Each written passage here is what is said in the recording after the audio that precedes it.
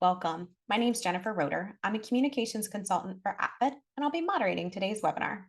Today, we will learn about EGIDs in infants from Dr. Girish Hiremath.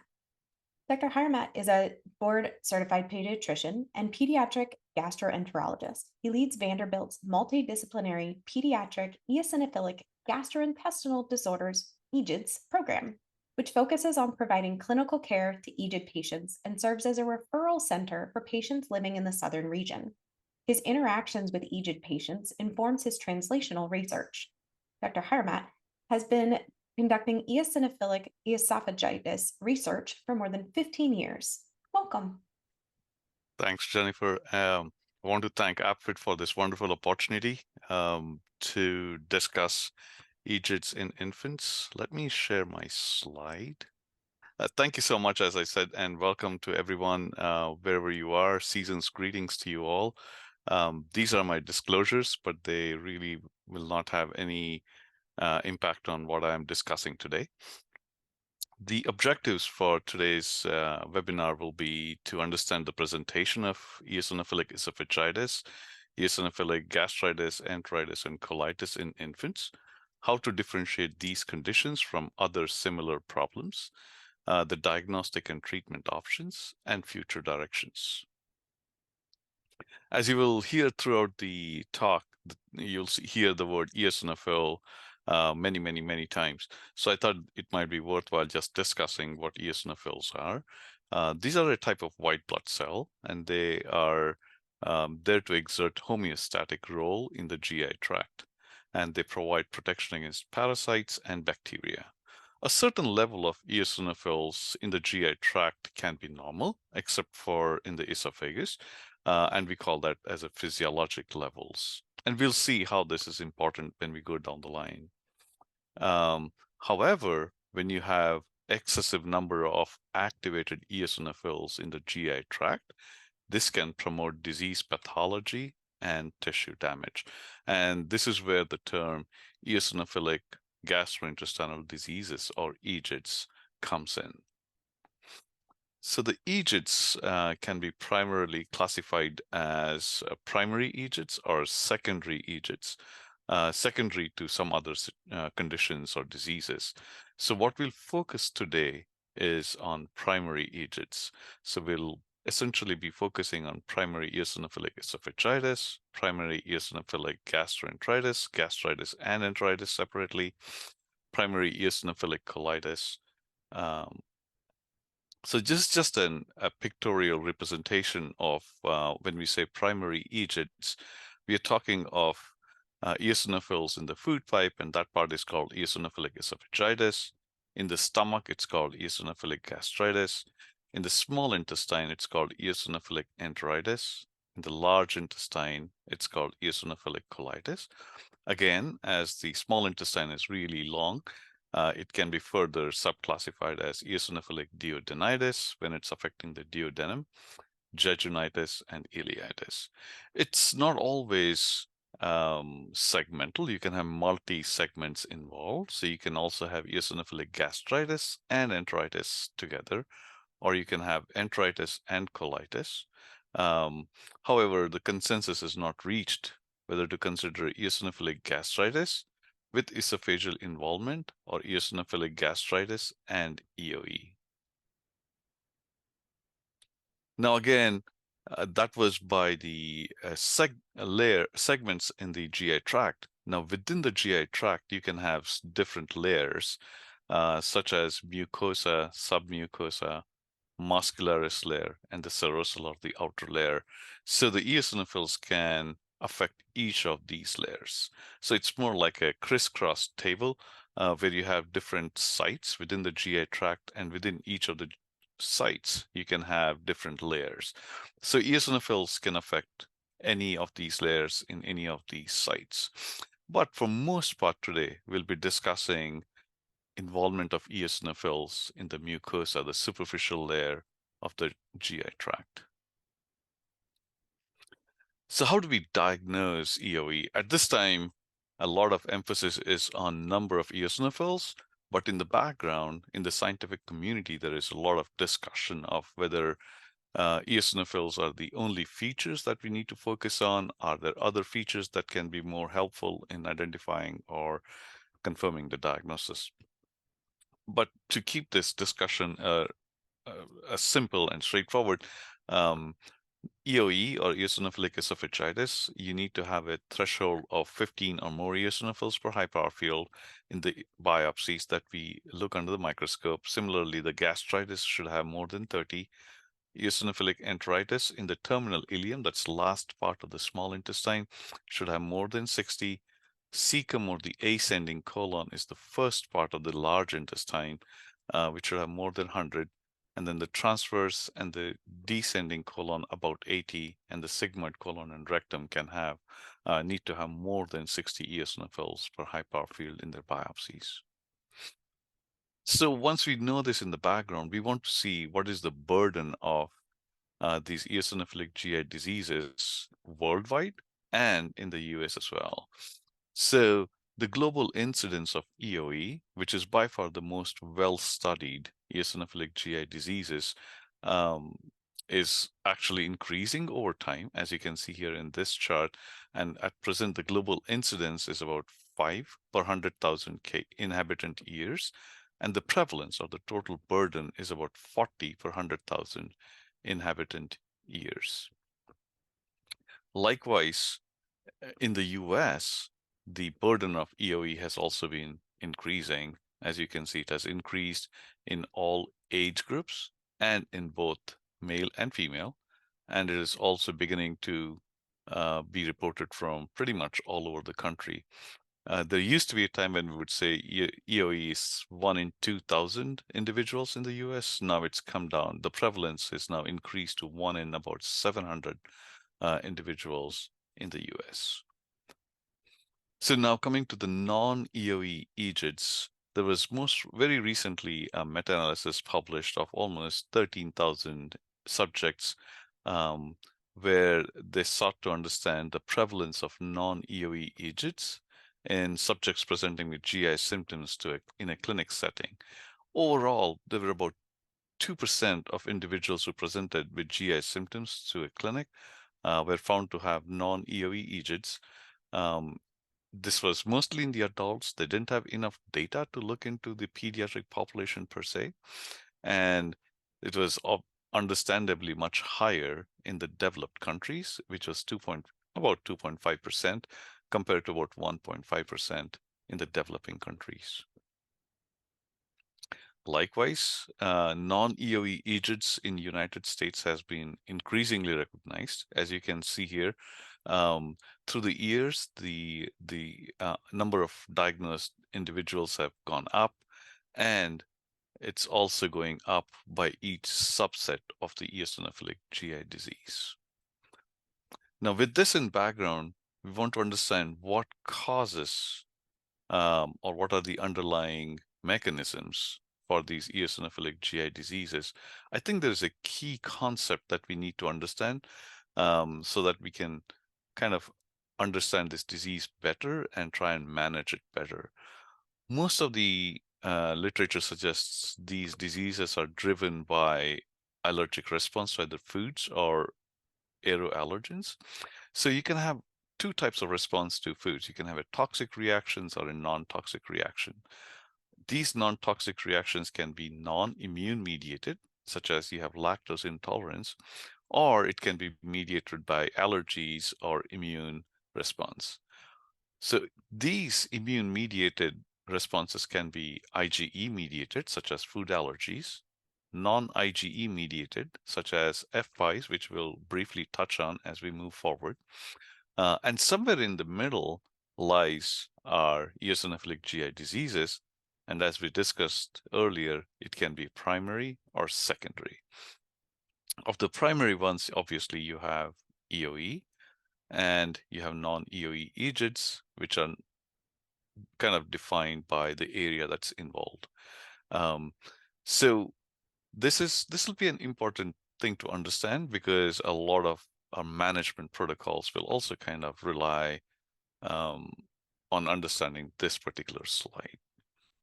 However, in general, the thought process at this time is As I discussed, the EOE or the EGIDs are driven by allergens. They can be food and or environmental allergens.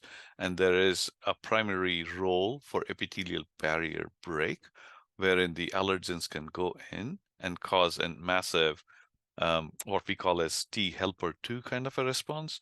And that causes migration of the eosinophils into the tissue. And when these eosinophils are activated, they can cause inflammation and symptoms and complications in certain cases thereafter. For this talk, the target population given to me is infants.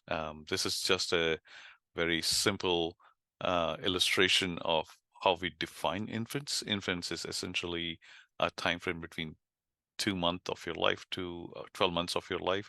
And as a starting point, I must say there is very little literature very specifically focused on this period of your of the life. So we can keep touching on each of the subgroups of the EGIDs.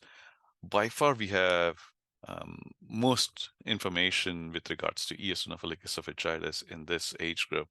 Eosinophilic esophagitis, just as a reminder, is the involvement of food pipe alone. So in this particular study, the children who developed EOE before their first birthday were called very early onset EOE, and then they compared this subset of patients against those who had developed EOE at a later stage in their childhood. So here you can see, obviously, the duration of symptoms was significantly less in children who had developed very early onset EOE. And there were some features which differentiated very early onset EOE patients compared to the late onset EOE patients. One of them, the risk factors, was cesarean delivery, which was statistically significant. And the preterm birth, although not statistically significant, was close to being one of the risk factors. And further studies also revealed that there was calpain 14, one of the SNPs, which was associated with early age of onset of disease in EOE. But in regards to clinical presentation, majority of the patients in the very early onset EOE group presented with feeding issues, they had weight concerns, they had nausea and vomiting when compared to those who presented with late onset EOE, and they typically presented with dysphagia. As many of you might be aware, a lot of these patients with EOE will end up getting endoscopy at some point, and sometimes they'll get multiple endoscopies. And when we do endoscopy, we kind of visualize the esophageal lining, we call it mucosa, and then grade the level or the severity of involvement of the esophageal mucosa. So in this particular study, although the patients were under 2 years of age, not under 12 months, this particular study reported they almost 30% of the times they saw that the esophagus looked normal, even when this patient, the pediatric young patient, had EOE. And most common signs were edema and furrows. So edema is basically when you see swelling in the epithelial region or the lining of the food pipe, and furrows are the straight lines that you see here. So when you have this amount of information, obviously, before you jump into a diagnosis of EOE, you want to make sure you've ruled out or adequately addressed other overlapping conditions. Some of them most commonly will be reflux, FPIES, and obviously FPIES is a huge topic in itself, and it's beyond the scope of this particular presentation to go into details of that. But I have a link here, and you are welcome to educate yourself by clicking on that link here. And you can also have food allergies, which will have patients present in a similar way. Relatively uncommon diseases would be very early onset IBD or inflammatory bowel disease. Some patients can also have anatomical malformations. Very rare would be achalasia, where the lower end of the food pipe is very tight, or hypereosinophilic syndrome. studies have gone a step further and they've looked at molecular mechanisms and molecular markers of EOE to help us kind of understand. I'll not go into a whole lot of details, especially for the purpose of this talk, but I would like to bring it to your attention that a lot of work has been done, and we at this point have a 96 gene panel, which can very accurately identify EOE from other overlapping conditions, and also in some ways predict your treatment response and the course of the disease. So when we talk about treatment and treatment response, in the age group of very early onset EOE, more commonly used treatment options were dietary restrictions and swallowed corticosteroids in some cases, and there was an overlap in a small amount. However, in this age group, dietary restrictions was by far the most successful treatment, and followed by combination of dietary restrictions and swallowed topical steroids. This is a similar data from the other study, which looked at children less than 2 years of age. As you can see, a lot of response was seen in acid blocking medicine and diet patients, and then followed by diet alone. There is a little bit of a discrepancy in terms of the first study and the second study, where the first study mentioned topical steroids or locally acting steroids, and here they mention an acid blocker or a PPI, and this is also a lot dependent on the practice patterns, the shared decision making that patients, caregivers, and physicians kind of sit together and make in terms of which way they would like to manage the EOE. Over years, we've had several treatment modalities that's become available, and as you can see, steroids are gaining ground in terms of the usage, and more recently, we've also seen a lot of immunomodulators which is becoming available for management of EOE. So that's why you see a nice uptick here in terms of what are the treatment options and what are the treatment trends that people kind of follow across the country. So with that in the background, let's now jump to non-EOE EGIDs.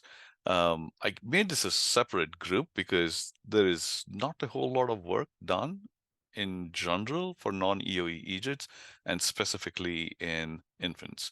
But I thought this would be a nice opportunity for us to kind of get a big overview of what these would be. So as I discussed initially, eosinophilic gastritis is basically involvement of the stomach. It's rare. It's estimated to affect about 5 in 100,000 persons. Predominantly affects females and whites, and the prevalence decreases with age. The highest prevalence is in children less than 5 years of age. It can be associated with allergic conditions such as asthma, sinusitis, dermatitis, food allergy, and it can coexist with other conditions such as celiac disease, short gut syndrome, etc. As you keep going down these segments, the next one will be eosinophilic enteritis, where it tells you about the involvement of small intestine. This was first described in 1937 by Kaiser et al. It's pretty rare, with an overall prevalence of about 5 per 100,000 persons. Mainly involves females and whites, like gastritis, and the prevalence is typically more in children compared to adults.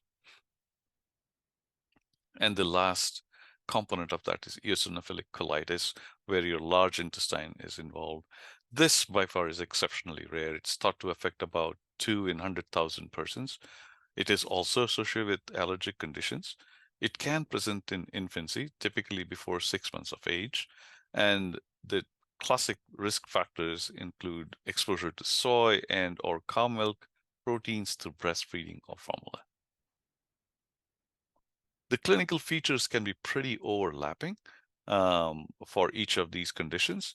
Eosinophilic gastritis patients can present with feeding difficulties, heartburn, abdominal pain, nausea, vomiting, failure to thrive, obstruction or stenosis. Likewise, eosinophilic enteritis and eosinophilic colitis patients can also have similar symptoms. The differentiator here in some ways could be compared to eosinophilic gastritis, patients with eosinophilic colitis will have typically more lower GI symptoms, more in lines of diarrhea, bleeding, or bloody stools, whereas patients with eosinophilic gastritis will tend to have more upper GI symptoms such as nausea, vomiting, abdominal pain, weight loss, failure to thrive. So the differential diagnosis, the overlapping conditions, or the conditions we want to make sure do not confuse the management of these non-EOE EGIDs include cow milk protein intolerance, FPIEs, you can have infections, you can have food protein-induced allergic proctocolitis that needs to be specially evaluated when we are looking at eosinophilic colitis as a potential diagnosis. We can also we also need to be aware of autoimmune conditions such as inflammatory bowel disease, neoplastic conditions, or graft versus host disease. A typical workup for patients with concerns for these symptoms would involve a detailed clinical history, especially focus on, allergic history, personal and family history, and dietary habits. Sometimes your caregiver or your provider might do blood tests, especially to look for eosinophils in your circulation. About 70% of patients will have more than 500 eosinophils per millimeter square.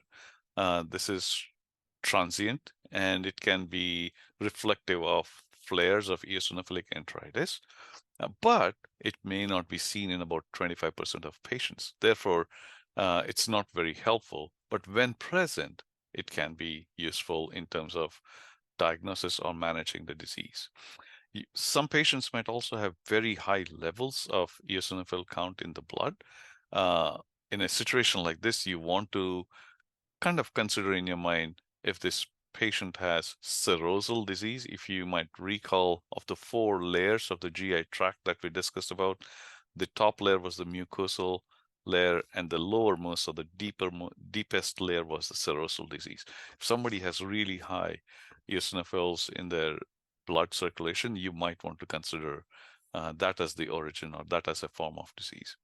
Your provider might also draw serum IgE levels. They might look at the albumin levels, iron studies, because some of these patients will develop anemia, iron deficiency anemia, and of course the inflammatory markers. They will also most likely send off stool studies to exclude any parasitic infection, and will also look for fat in stool if there is an element of malabsorption. Endoscopy is the mainstay of diagnosis and also kind of assessing your treatment response over time. And we'll discuss a little bit more as we move forward. And some of these patients can also get additional imaging, such as CT or MRI enterography to kind of focus on the intestines and to look for any signs of inflammation or complications of inflammation. So from that slide, we can quickly jump into the endoscopic evaluation, histologic features, and if at all we do any radiologic imaging, what should we expect to see? In eosinophilic gastritis, very recently, we came up with a standardized way of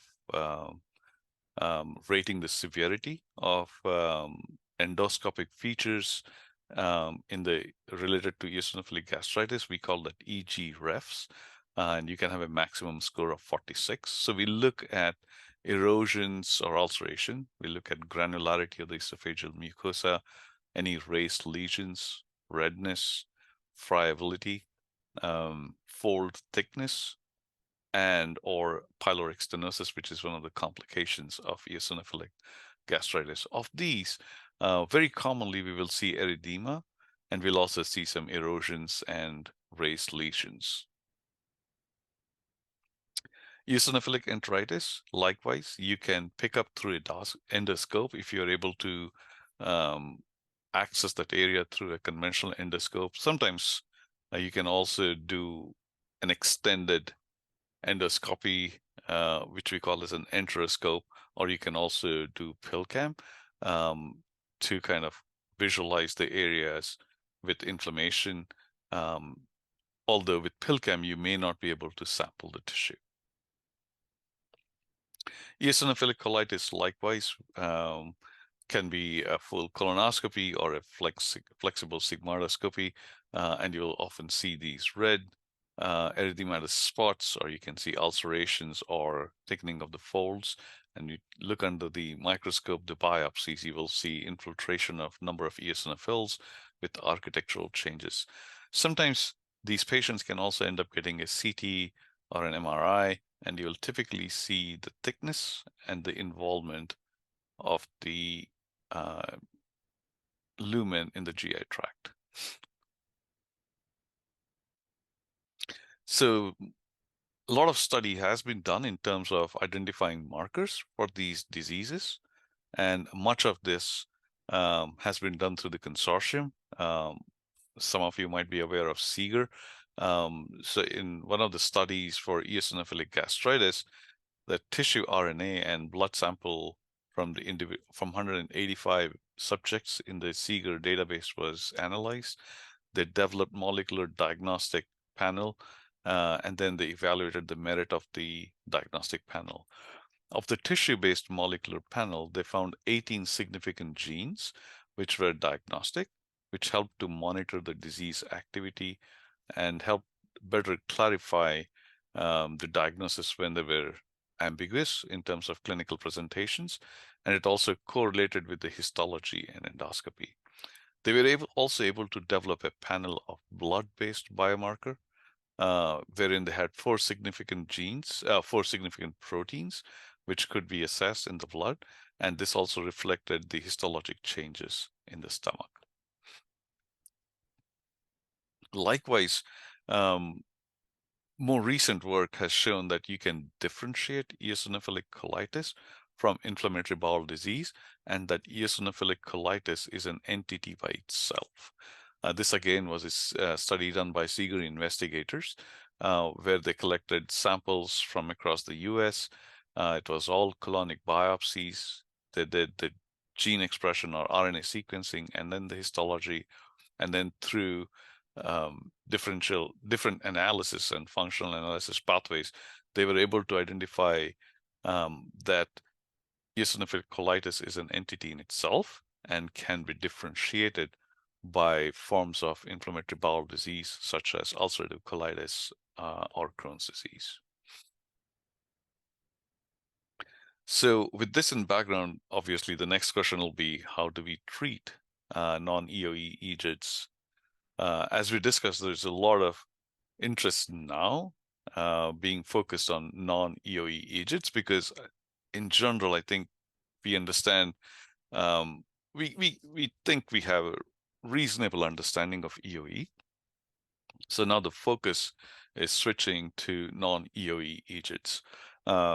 As of now, the data indicates that dietary elimination, such as empiric elimination or elemental therapy, can be very helpful in managing non-EOE EGIDs.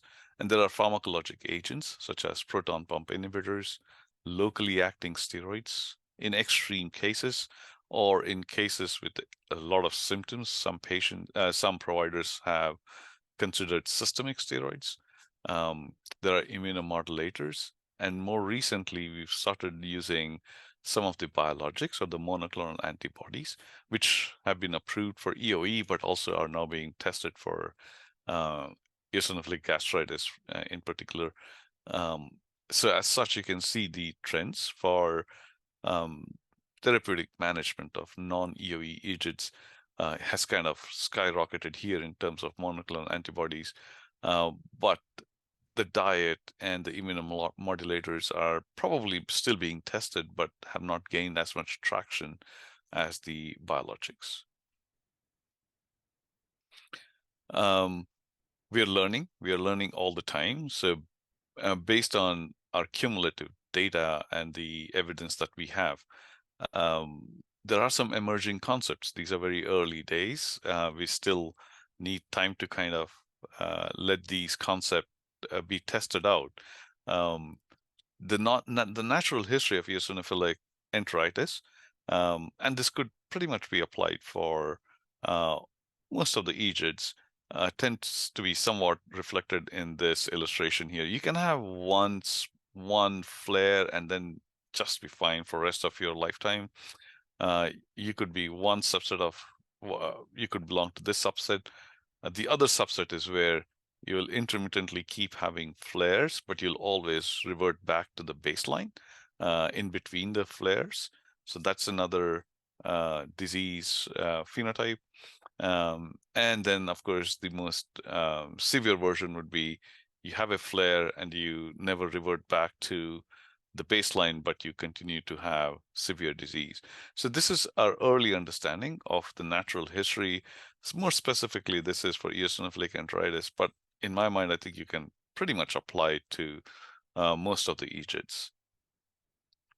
Likewise, another group basically presented a case study of 17 patients with eosinophilic colitis, and they took into account the clinical symptoms, lab features such as your inflammatory markers, your albumin levels, your hemoglobin, and then your endoscopic findings after they had undergone colonoscopy, and the histologic findings. Taken together, they came up with a grading system, and they graded mild, moderate, severe presentation of eosinophilic colitis. These are all early days. These are all great concepts. They still need to be kind of refined a lot and validated in clinical settings. But I think these are very interesting and impressive emerging concepts. While we're here, where do we want to go from here, right? What are the future directions? The key here will be to keep learning more about these diseases, to improve, how do we improve identification and management of EOE as well as non-EOE EGIDs, advance our understanding of eosinophilic GI diseases across the lifespan. This talk was more focused on infants, but there's very little data focused on infants themselves. So more needs to be done in terms of understanding EGIDs across the lifespan, and especially in infants. We also need to identify markers, preferably non-invasive. Since I'm a pediatric gastroenterologist, a lot of my patients don't quite like needles and pokes and endoscopies and all. So I think having a non-invasive biomarker would be really, really helpful. And of course, this is a very important part which we haven't had a chance to touch. Excuse me. In this particular talk is how EGIDs can affect patients socially, emotionally, and financially as well. The amount of burden they can impose on these patients can be quite substantial. And of course, at the end of the day, we want to personalize therapy and stay away from empiric treatment options such as, empiric elimination diet. You just take out 6 foods and let's see what happens. Instead of that, if we can personalize therapy, that would be the best way to move forward. With this, actually, I'll wrap up my talk. But again, with a big thanks to the participants and their caregivers. Without you all, we wouldn't learn as much at all about the EGIDs in general. So we are very, very thankful for your participation. And of course, I want to acknowledge my funding sources. I just want to leave with this image saying it's a long road, and we will actually reach to the end together, and we'll learn a lot through the journey. Thank you. Thank you so much for your presentation. We really appreciate you walking us through all the multitudes of conditions within EGIDs and how they relate to infants. Well, we have one person that's joined us here that's already using the Q&A. So I will invite all of you that are on open that Q&A box, go ahead and type in some questions, and we're going to have a conversation here for a little bit to be able to continue the discussion. So the first you have here is a thank you. coming in from a parent of two teens who were both diagnosed with eosinophilic colitis in infancy. And the person's really grateful to see the research progressing. Um, so Well, thank thank you you. so much for your support. I'm sure without your contributions and participation, we wouldn't have learned as much. And I'm glad your kids are doing well. If they were diagnosed during their infancy, they're teenagers. Um, it's goes to say how much you're involved in their care, and I'm hoping they're doing well. Where do you find that general practitioners are about EGIDs, especially in children and infants? Yeah, that's a great question. There is a lot to be learned. There is reasonable amount of awareness in the community about EOE, um, and it's taken us a while to get here. I think um, it can be improved in terms of non-EOE EGIDs as well, and I think a lot more effort can be done in educating providers, not only in the community, but also in certain academic institutions where, you know, eosinophilic GI disease probably may not be their primary focus. So I think a lot more can be done in terms of creating awareness or educating these providers across the spectrum. It could be in the community or a general pediatrician, or it could also be in an academic center. Thank you. So we've got some questions in here about choosing treatments. And so people are curious, for example, how do you choose between a biologic, and I'm probably not going to say this one correctly, Orvesa? Yeah, yeah. Um, yeah, I can see the question here. Interestingly, what's the deciding factor to choose with biologic versus Orvesa as a treatment for EOE? My son presented in infancy as a failure to thrive, and it was a long road until he started Orvesa at 16. Now I wonder if he should try a biologic treatment. Well, um, I won't be able to give you specifics in terms of managing your son's EOE. Uh, but I I totally hear you. I mean, it can be a long journey, especially when you're diagnosed with EOE at such a young age, and now he's 16. So it's it's it's definitely a long journey. And if he was diagnosed with failure to thrive in infancy, I'm hoping that he's gained weight, he's doing well, he's growing well right now. Uh, Much of the emphasis is on shared decision making in eosinophilic GI disease, management of eosinophilic GI disease, because there is no one set way of managing a certain disease at a certain stage. There is a lot of variability in the way we manage these eosinophilic GI diseases, EOE all as well. So I would strongly encourage you to bring this up to your um, I'm guessing you're working with a pediatric gastroenterologist, so please bring it up to your pediatric GI, and I would really encourage a shared decision making. I think you bring up a great point. There is a lot of value in what you're asking, and I would defer that between to the discussions between you and your provider. Thank you. Can you talk to us a little bit about how diet therapy might be used for some of those lower EGIDs? Yeah, there is. So we can start from the very bottom. Say, for example, colitis. As we discussed in one of the slides, some of the triggers can be relatively easily identified, like cow milk protein exposure, soy exposure, um, either through formula or through breast milk. A simple few steps could be eliminating those, and then seeing if that is helping your um, symptoms. Likewise, there is emerging data from eosinophilic enteritis, eosinophilic gastritis literature, wherein elemental formulas were used, and this was very helpful in reversing not just the symptom, improving weight gain, like reversing some of the biochemical metrics as well. So there's a lot of value in dietary therapy for patients with EOE as well as non-EOE EGIDs. Again, I think it boils down to shared decision making. It's not very easy. It's not straightforward. It involves a lot of, commitment. So it may not be for everyone. For those who are committed and who are willing to go through, I think it's a very, um, very reasonable option. Thank you. What can you talk to us about kind of long-term impacts? We've talked about some teenagers that are still managing the condition.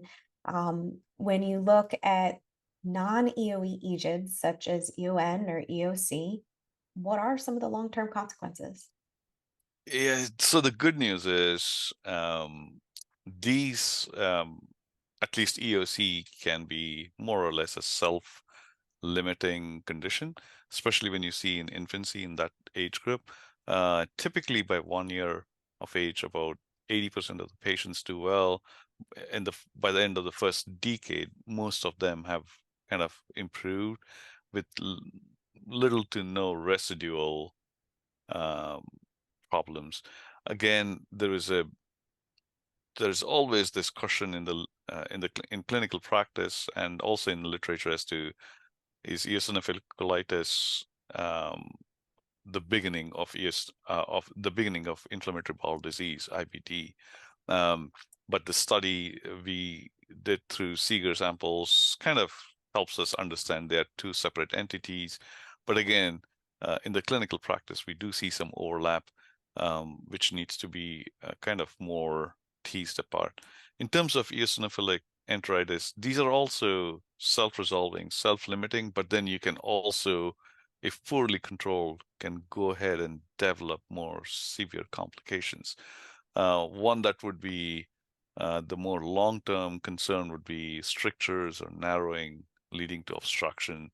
Again, but in the short to intermediate term, you would be more worried about absorption of nutrients that would lead to deficiencies or impairment in growth, or anemia and such. But overall, I think, well, I cannot say it's overall the outlook is good because we don't have that much data. We haven't followed these patients for a long time. But one would assume uh, it is pretty favorable is what I would say, but we still need a lot of data. We need to follow these patients over time to kind of understand the long-term impacts. Research is definitely important.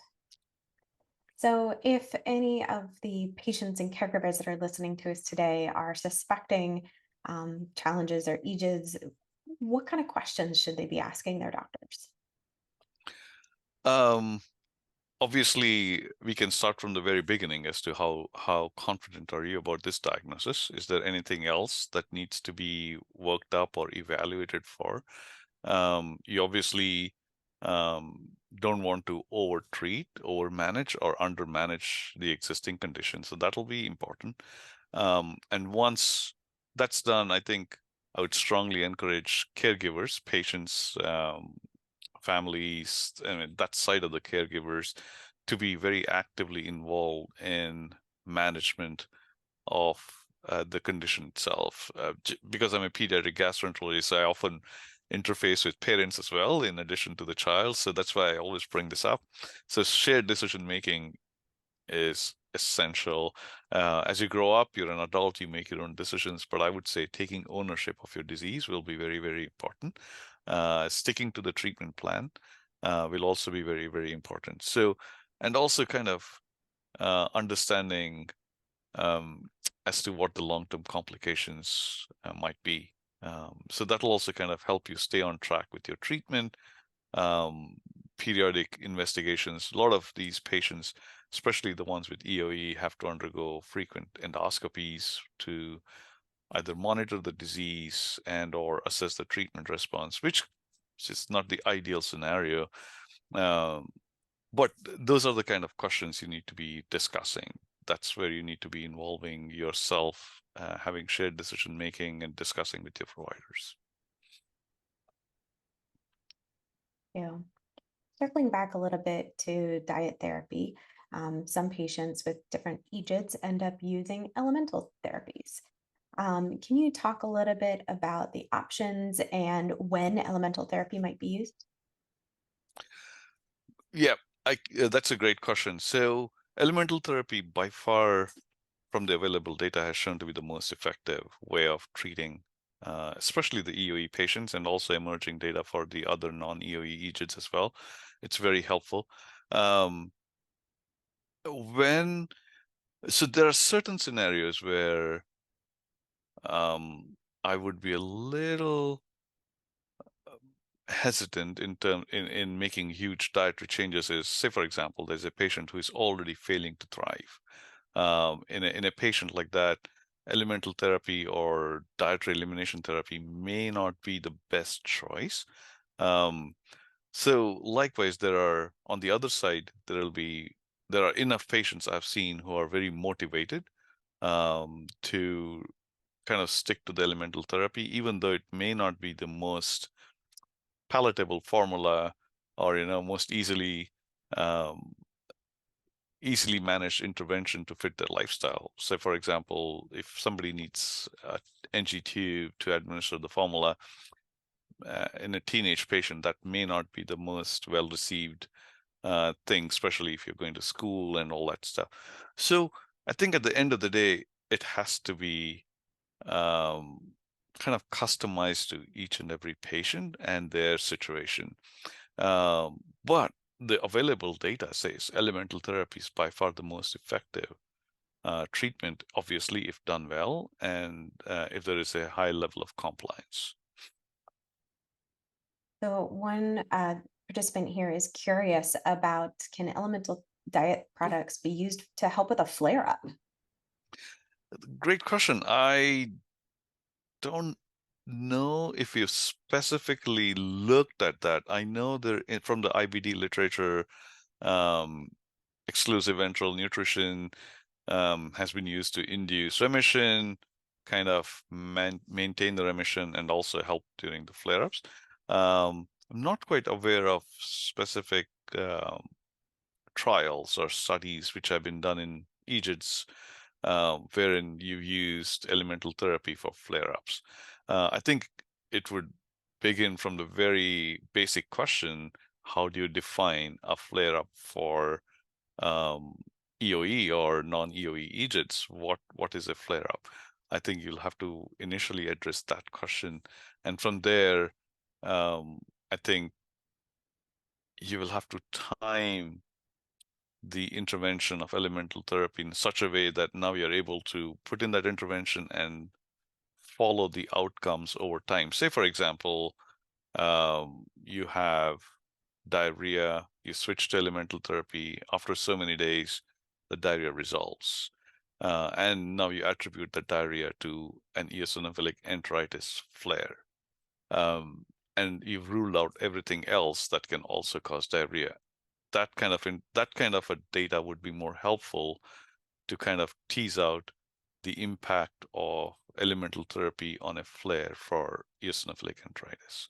So it's a pretty involved question. It's a great question. I'm not aware of any data off the top of my head which would give you that kind of an answer. Thank you. One last thing would just be we know that symptoms for different conditions can vary based on people's age. What is unique about symptoms of EGIDs in infancy? So yeah, there's going to be a lot of overlapping symptoms, especially in infants, right? If they have, say, for example, EOE, you could have vomiting. Um, the, the whole spectrum of vomiting can be very, very wide. You can have happy spitters to the other end of the spectrum where you're vomiting to an extent where now you're having complications. You're not gaining weight, you're having, respiratory complications, and also it's a spectrum. And you can have multiple conditions which contribute to that spectrum. So typically, um, vomiting, failure to thrive, food aversion, feeding difficulties will be your presenting symptoms for EOE. For your enteritis and colitis, it'll most likely be fussiness, you know, refusing food, frequent diarrhea, not gaining weight, abdominal distension, to an extent, and then as you move further down with eosinophilic colitis, you might end up seeing blood in stool, or some of these patients can be very, very sick, as you saw in that slide wherein they were now trying to categorize the severity of presentation, mild, moderate, severe, where you have changes in your electrolytes, your inflammatory markers have gone up, in addition to your presentation with profuse diarrhea, blood in stool, failure to thrive, and such. Thank you. Well, that prompted another question from the audience here. Have you seen infants not tolerate, meaning they're vomiting, hypoallergenic formula, despite it being elemental? Yes. I have no great explanation as to why they were doing that, but then switching the formula has kind of helped us through that situation. But I have seen some infants tolerate certain elemental formulas better than the other elemental formulas, assuming you have excluded other causes of persistent vomiting. Say, for example, you have anatomical reasons. Yeah, say, for example, you have pyloric stenosis, you have or an abnormal anatomy, and you're vomiting primarily because of that. It wouldn't matter which formula you're on, especially which elemental formula, because if the underlying issue is anatomic issue, you might want to address that first. But once those are addressed, and it's been determined that it's more an allergic response, elemental formulas do help. And I have seen some infants might tolerate a certain formula better than the other one. I don't have a great explanation as to why. But yes, I have seen that. Well, thank you so much for the wealth of information. Do you have any parting thoughts for us about EGIDs in infants? Well, about EGIDs in infants, it's an area that we really haven't um, focused a whole lot in general, but there's so much more to learn. So it's a big opportunity for us to learn as a scientific community. And then, of course, the most important thing, which I always emphasize, is thank you to all the patients and their caregivers. I mean, without you all, we wouldn't be doing this kind of science, and without your contributions and participations, we wouldn't have learned so much about this disease. Well, thank you so much for your presentation and for all the insights that you shared with us today. We really appreciate it. We also want to thank our education partners for their support of this webinar series, including Bristol Myers Squibb, GSK, Sanofi, and Regeneron. Our next webinar will be in January about the relationship between acid reflux and EOE in children.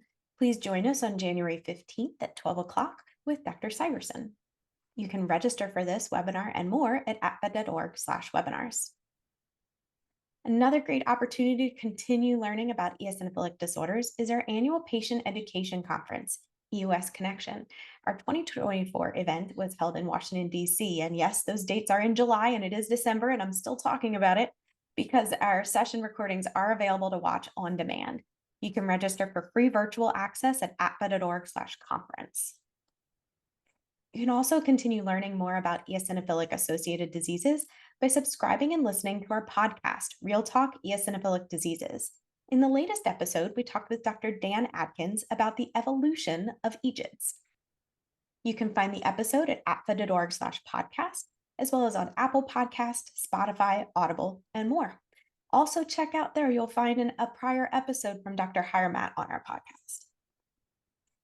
Finally, we encourage you to continue the discussion started today in our online community on the Inspire Network. It's a great place to connect with patients and caregivers for support. You can check it out at apfed.org/connections.